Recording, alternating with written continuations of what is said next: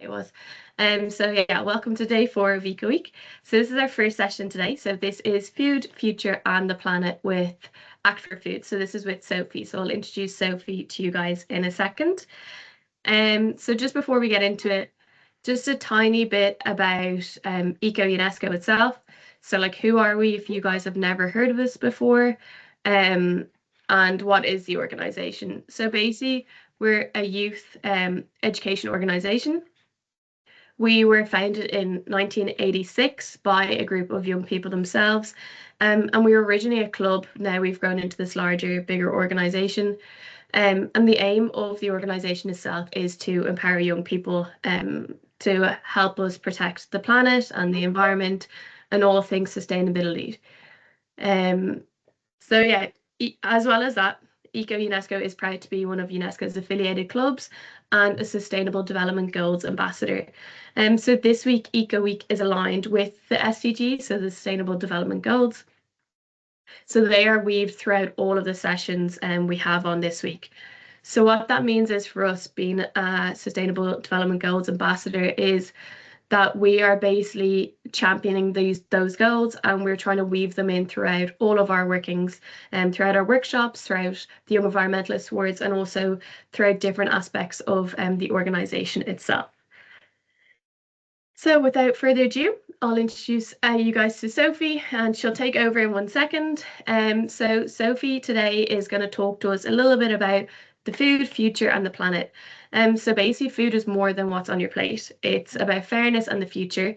And we're going to look at and join Sophie today, discover how we can change the way we grow, sell and make food, and also fighting hunger, protect the planet, and to give everyone a seat at the table.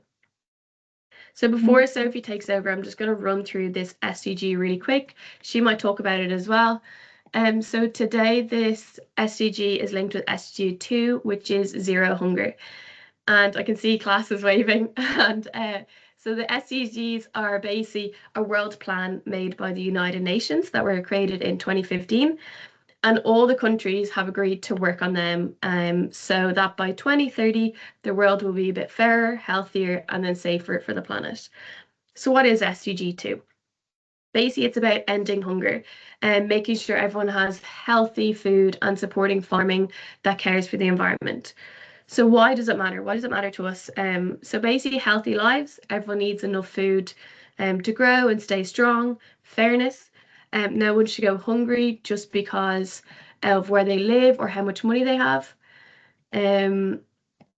Also better farming, so helping farmers grow food in a smart and sustainable way that protects the planet.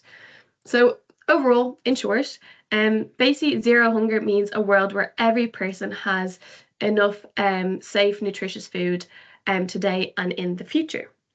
So Sophie, whenever you're ready, you can fire ahead and take over.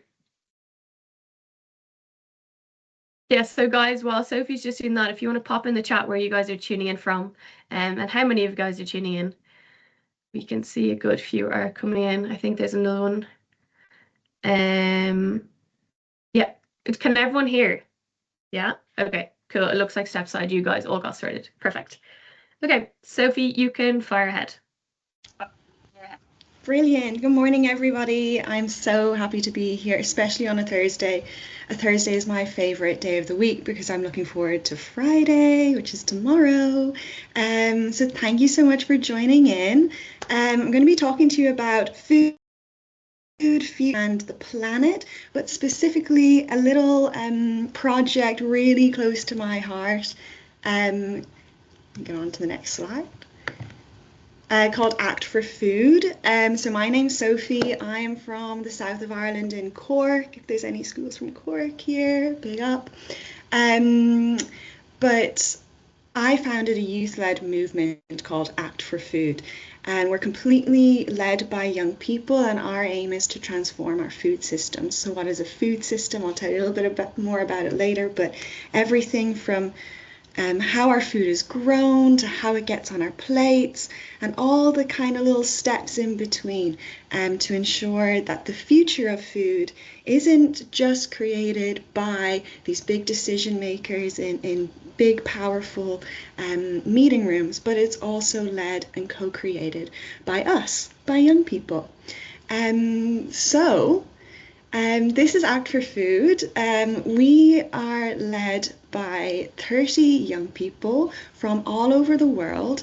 Our countries, some of them include, we're in Ireland, of course, we're in England, we're in Nigeria, we're in Kenya, Malawi, India, Pakistan, you name a country, we're probably there, and we're led by all these incredible young people who really are so passionate about the future of our food that they want to stand up and make a change. So back in 2021, which is quite a long time, we all came together and we decided that we were going to create ACT4Food. And we started with this pledge that you see on screen.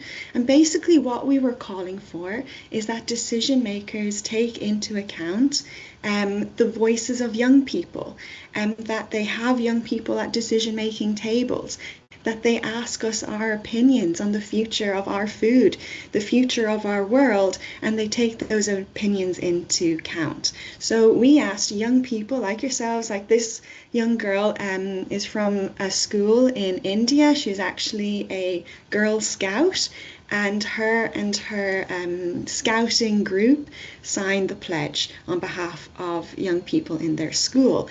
And they just said that they want good food for all. And it shouldn't be that hard, but we all had to pledge that this was going to happen.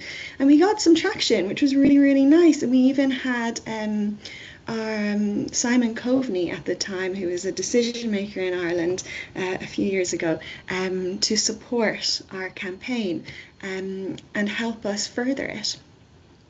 So we also asked young people who had signed this pledge, what are your priorities for the future of our food?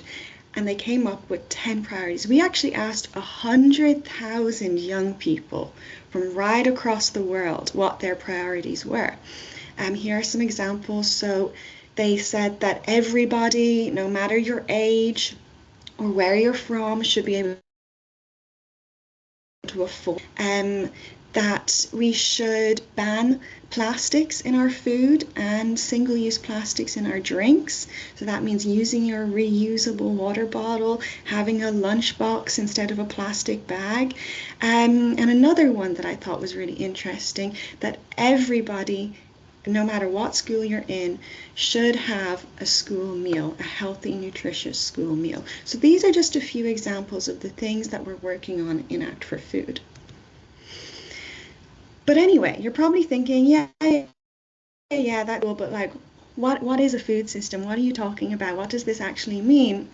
And it basically means that food is so much more than what is on your plate. I used to believe that my food came from my fridge, right? I go into my kitchen, I open my fridge, I take food out, and I put it on my plate, and that's it. One step, two steps. It's there in front of me and I can eat it. But it's so much more than that.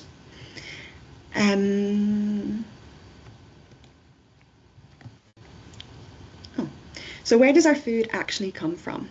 It comes from something called a supply chain. And supply chains are built up of everything that brings our food to our table. So our food starts in the farm. A person farms our food, puts a lot of work into our food. Then the food is transported from the farm onto trucks, usually, and are transported to a storage center or a handling center. And in these big, vast warehouses, our food is distributed, it's checked to make sure it's safe for us to eat. It's also then put into the boxes that it comes in, or the bags it comes in, so it's packaged, and then it's sent in more trucks to get to our supermarkets. So that's the distribution side. And here's a little video of a strawberry and the steps a strawberry has to take, the journey a strawberry has to take to get to our plates.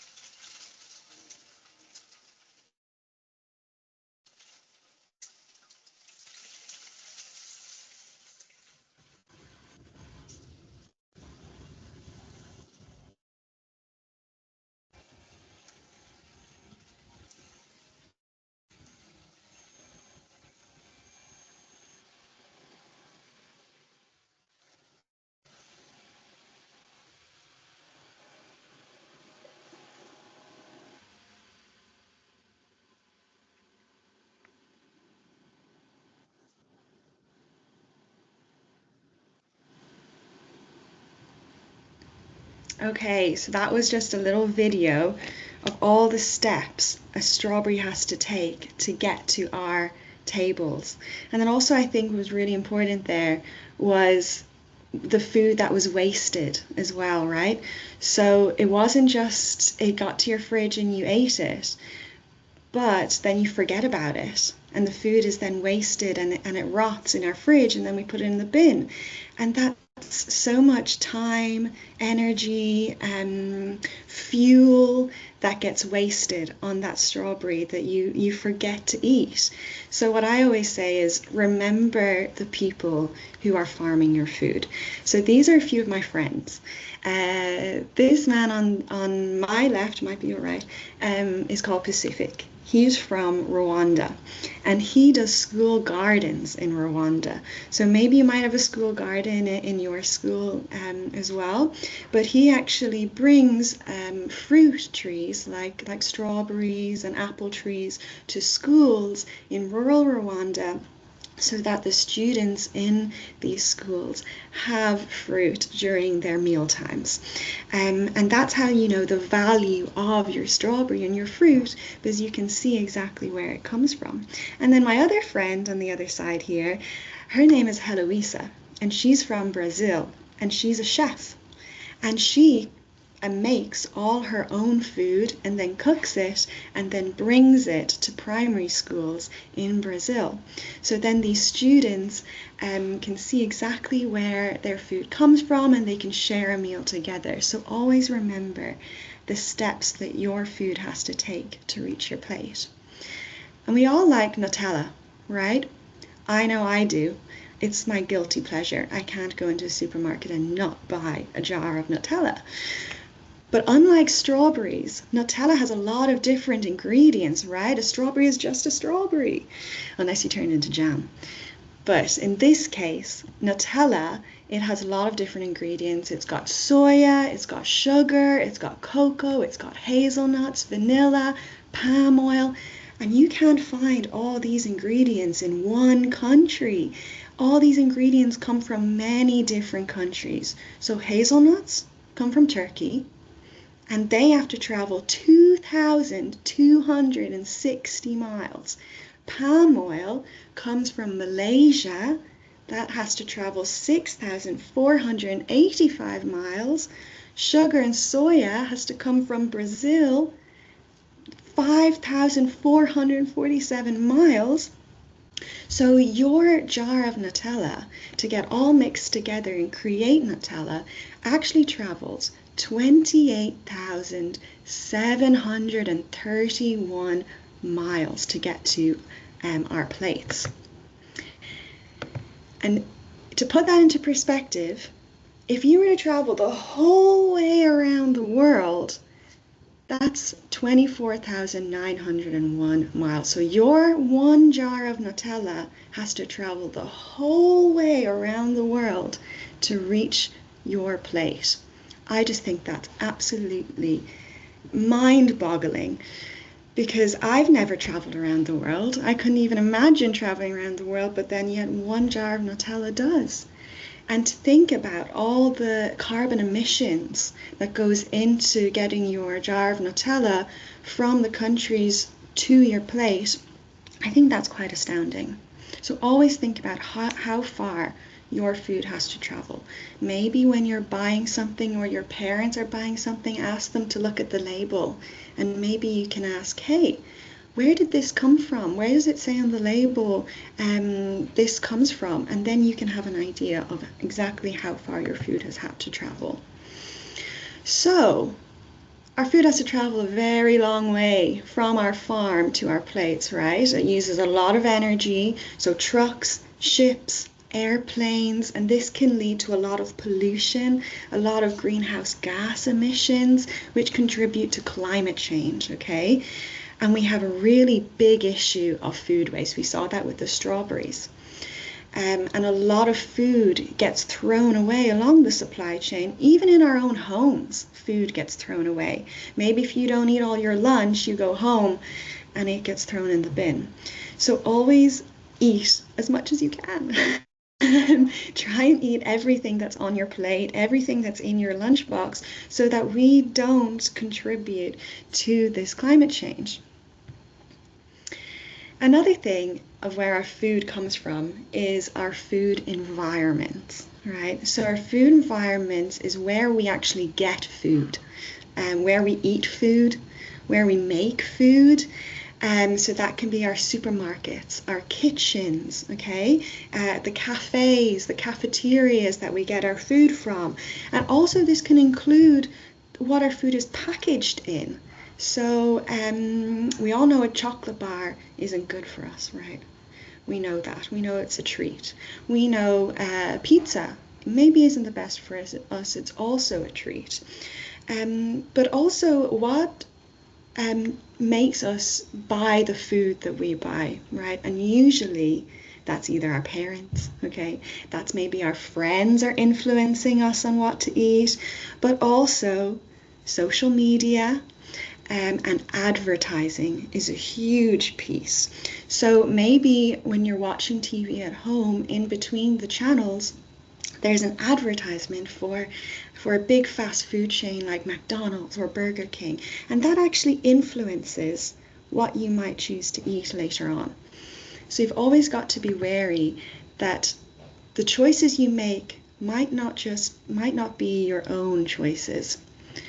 So I have a little video here done by an incredible group of young people on the effects of junk food advertising. So what do we mean by junk food? We mean fast food, okay? So food that isn't really good for you, like maybe your McDonald's or your Burger King or your KFC, okay? And just watch. They did a little social experiment, okay, on young people. And here we go.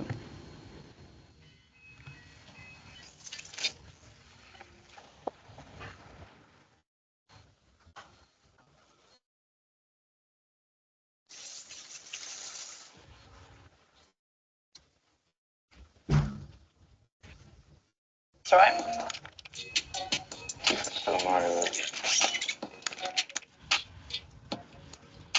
What are you thinking? Triple dipped chicken.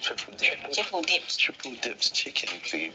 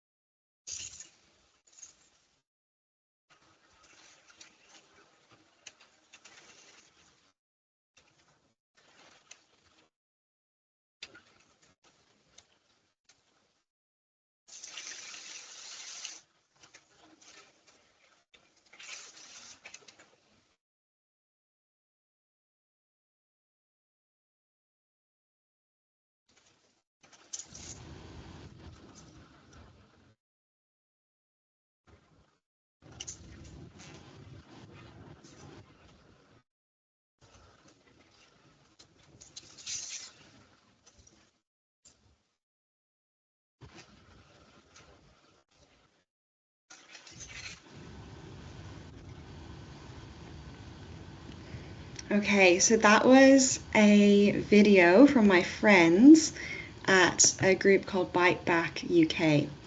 And these are a group of young people who are standing up against junk food advertising. So these are them.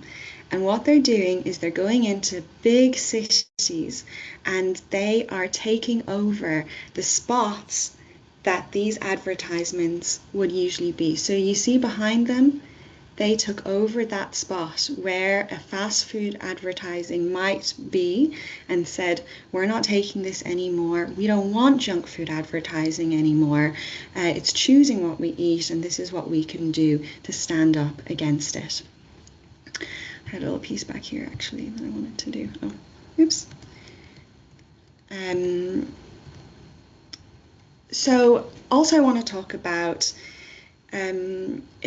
it's not just, you know, we can do things ourselves, right? We can make healthy and sustainable choices. We know what's good for us. We know what's not good for us. So we have this power to really change the course of our eating lives, even of the world, honestly, because food plays such an important part in climate change. So that's choosing fresh fruits and vegetables over junk food. You know, junk food, I mean, I like it sometimes too, but we really have to think about everything in moderation. And what does everything in moderation mean? It means having something every now and then, not all the time. And also just being aware of the junk food advertising that we see. And maybe I'm going to challenge you that when you come out of school, or maybe over the weekend, when you're with your parents or with your friends, when you're walking down the street, try and count how many junk food advertising you see on the street, okay? And then also maybe count how many healthy food advertising you see on the street and compare the two. Okay, so there's also individual factors though, right? Like you and me, we're individuals, we have different choices we can make, we're from different families. I don't like carrots, but you might like carrots, you know? I actually like Brussels sprouts, but you might not like Brussels sprouts. So there's all these different choices we can make as individuals, and that's okay. But also there's different issues like can we afford healthy food? Is the healthy option actually affordable? Do we have enough money to be able to afford the healthy option over the unhealthy option? Is that option that we can afford good for us? Is it really good for our body? Do we like it? It's about culture. It's about taste, you know. Can we get to the food? Maybe a supermarket is really, really, really far away from where you live. And these are all different issues that we can have when we talk about access of food. Can we get to it? And also, you might have a very busy household. Does your family have time to make the food, to eat the food? I know when I was in school, I'd pick up a granola bar and eat it on my way out the door, which is not a very healthy way to be. So also it's about maybe putting a few extra minutes aside to sit down at the kitchen table and actually have a meal than just the meal that's closest to you, that's easiest. So our personal choices about what we eat and how we get our food have a really huge impact on the environment. For example, red meat, which is cow meat, has a very high carbon footprint. So if you see here, the top red bar is the longest bar in this graph, and that means that it has the highest carbon footprint. So that means that it's committing to climate change a lot more compared to, on the bottom, vegetables, beans, rice, all of very small green bars, which means that they don't contribute to climate change as much as beef, lamb, and even cheese. Cheese contributes a lot, which I was surprised to see, and I love cheese. So it's about not taking these out of your diets completely, but maybe cutting down the amount of times you eat beef to maybe 1 day a week. Okay, maybe a lasagna you have 1 day a week instead of 3 days a week. Maybe you have cheese every second day in your lunches than every day. So it's about cutting down the amount we eat of these foods that are bad for the environment. I'll never ask anybody to cut them out completely. I know I can't do that myself. And also where we buy our food really does matter. So remember I was saying about the labels on the food, checking where that food comes from. Maybe next time you look at a label on food, you see if it comes from Ireland. Maybe choose the food that comes from Ireland before the food that comes from South America or Kenya, because that food that's come from Ireland has had to travel a lot less than the other foods. Probably not had to take a plane or a ship to get to you. So think about buying local, buying from our local Irish farmers. And also I wanted to touch on this. I know this isn't an easy topic, but food is really political, okay? It really is. It's not just about what you and I eat, it's about a global context of food. And food oftentimes is taken away from people so that they are in a famine. And what is a famine? A famine is when normal people like you or I just don't have access to breakfast, lunch, or dinner on a daily basis. They might have access to one bowl of rice every day. And that's a really hard way to live because you're always tired. Your brain doesn't function very well. You can't play sports with your friends because you don't have the energy to do so. So in situations like this, it's really difficult for people. And you're probably thinking, but what can you and I do in this context? How can we help? Well, it's all about thinking about where your food comes from. So again, I urge you, check the labels on the food. And maybe if it comes from somewhere like Israel, you might not buy that food. Okay, you might choose an Irish farmer's food over this. And that's just one little thing that we can do to help the people in Palestine, in Gaza, to ensure that maybe things change for them. So again, I urge you, if you would like to be part of this group of amazing young people from all over the world who are standing up and trying to create a change in our food system, this is actually not even all of us. This is only a few of us. And these people are actually from a school just like yours, but in a different country. So this is in Kenya.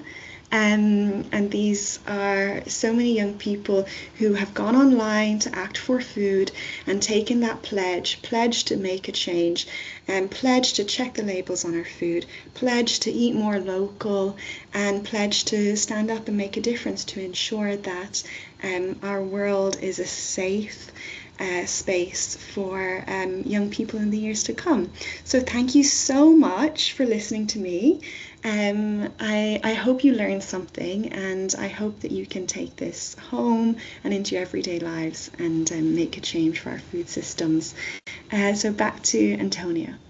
Thank you. Thank you so much, Sophie. So if you guys do have questions in the meantime, you can either pop them in the chat, or if you like, you can raise your hand and we can unmute yourself, or you guys can unmute yourselves. But feel free to have any questions. But in the meantime, while you're thinking of those questions for Sophie, I'll just do a little bit and then we can do questions at the end. So thank you so much. There's a lot of information there, but I hope we can understand a little bit further about it. And we do have we've one message in the chat just about an act being signed into law in December 2022. So that included regulating junk food advertising for children in online and media spaces. Yeah, but it hasn't been put into practice just yet. So yeah, there is hopefully that space, that future. Well, we spend a lot more time online, and younger people are online a lot more than what I would have been when I was younger. Hopefully there is that bit more shielding maybe of some advertising. Yeah, so just about ECO-UNESCO, if you guys like want to get involved with something like Sophie, you can always reach out to her. Or if you're not there yet, maybe, and you want to look at starting smaller, maybe, and you want to get involved in something like the Young Environmentalist Awards. So that's an All-Ireland Eco Action Programme. So we do have a category under food. So if you're thinking about like doing a community garden or like food waste or anything like that, that Sophie's maybe ignited in you, you can enter that into a project. So that's all on our website at yea.ie. Then we also have our workshops team, so they travel the country, the whole island of Ireland, and they carry out workshops online or in person. So they have like fast fashion waste and marine life and loads more all online as well. And then maybe you guys might be, this age group might be a tiny bit too young currently for our youth groups, but hopefully in the future, you might want to get involved in something like a youth group. So we're youth for the climate justice program, but also our sustainable development clubs as well. So they are maybe your future plans, hopefully. So they're all after school, all voluntary, and we do a lot of online as well. So we can try and reach as many different audiences as possible. And then feedback. So we run Eco Week every year, and we try to like sometimes change it up, and depending on what you guys want, because you guys are what we're trying to cater for. So we'd like to see if you guys have any feedback. I have pinned it also in the chat. So if you guys do have any feedback, positive, negative, anything of the above, it's great for us because we can learn from it. And then we can get speakers like Sophie to come back again and do another talk. So yeah, if you guys have anything at all, do let us know. And as I said, it is Thursday. So we're nearing the end of the week. But we do have 3 more talks still. So we have one later on, so our hidden heroes. Then we have what if waste could be useful, and then nature for a happy mind tomorrow afternoon. But if you guys do have any questions, or you want to unmute yourself, ask any questions, and feel free to do so. And Sophie can, or maybe I can maybe answer. But yeah, fire ahead, guys.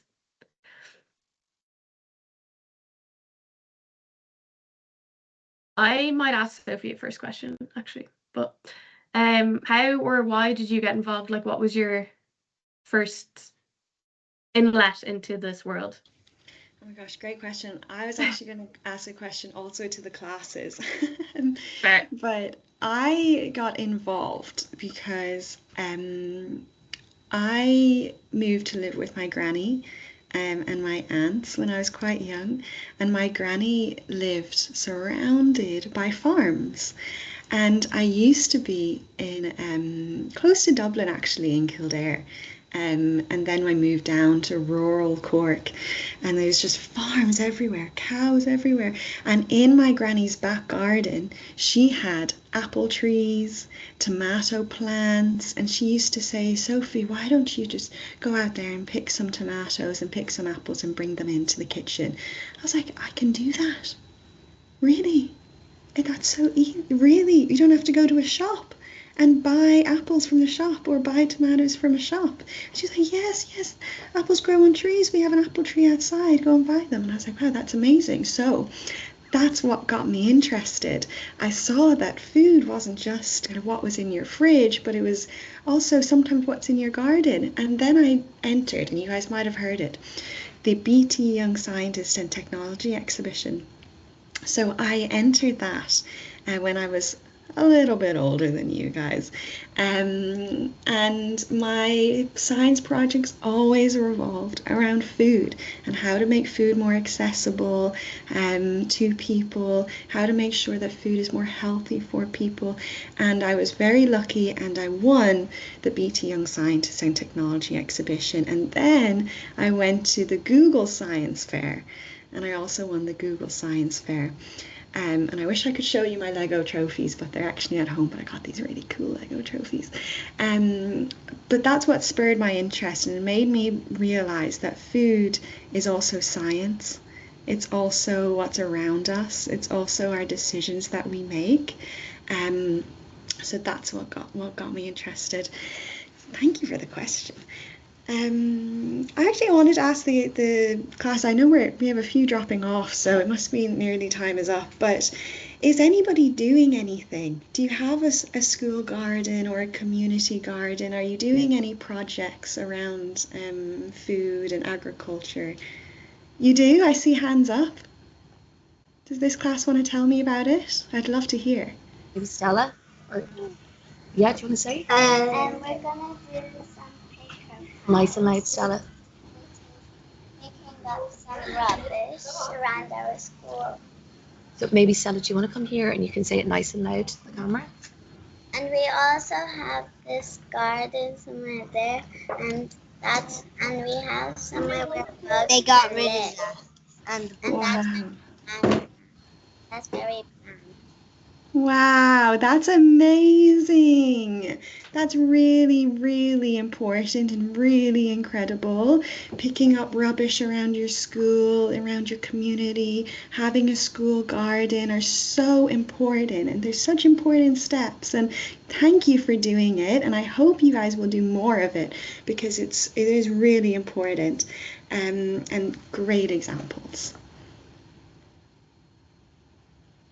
And I see Aisling and Ben grow our own fruit and veg in our home garden. Another really important step to take. So you actually are lucky to see where your fruit and veg comes from, that you have in your lunch and your dinner.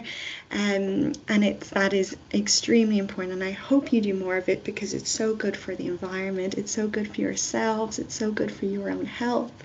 And that's really, really great to see. Thank you so much for sharing, Aisling and Ben.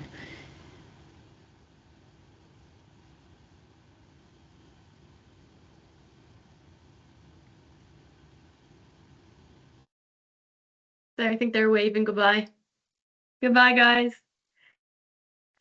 Yeah, if you guys have any more questions, Thank you. Say thank you. Bye. Goodbye. Bye. Yeah. Otherwise, if you guys can feel free to leave. We have like 4 minutes left in this meeting, so whatever's easiest for you guys. If you have any more for Sophie, or if you want to reach out to Sophie yourself, you guys feel free to do that. Sophie, what's the best way to contact you if they were wanting to contact you? Well, I can put my email in the chat, and you can share it with people. Yeah, perfect.